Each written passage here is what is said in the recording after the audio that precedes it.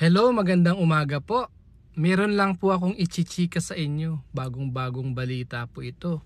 Ito po ay tungkol dun sa measles or tigdas. Ayan. Kanina po kasi naglabas yung American Academy of Pediatrics ng babala. Pinapaalalahanan ang lahat ng kanilang pediatrician doon sa US. Nire-remind yung tungkol dun sa bakuna sa measles, yung MMR na binibigay pag 12 to 15 months, yung 1 year and about 3 months, tapos uulitin 4 to 6 years old. Ayan, so sa kanila yun ha, binalita. Bakit? Kasi po alam nyo sa US wala na pong measles nung year 2000. Tapos ngayon nung last year 2024 meron ng mga cases uli sa Mexico, sa Canada. Tapos ngayong 2025 may mga cases po ng measles sa Amerika. Hindi lang isa, dalawa, tatlo by the thousands. Kasi marami kasing mga taga ibang bansa na mamasyal din sa US, so baka doon nagdadala sila ng measles. Ayan. So sa kanila winawarningan sila na magbakuna sa MMR. Siyempre dito rin sa atin, no. Siyempre next na yan ng DOH, announce na yan. Actually ginagawa na po yan dito ha. Kailangan natin yung mga anak po natin pabakunahan natin ng MMR 12 to 15 months of age at saka 4 to 6 years old. Yan. Bakit? Nakakatakot po yung measles ha.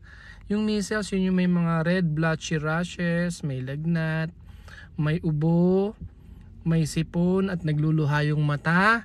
At saka kapag ka nagkaroon ka ng measles pneumonia, wala namang specific na antiviral treatment po doon.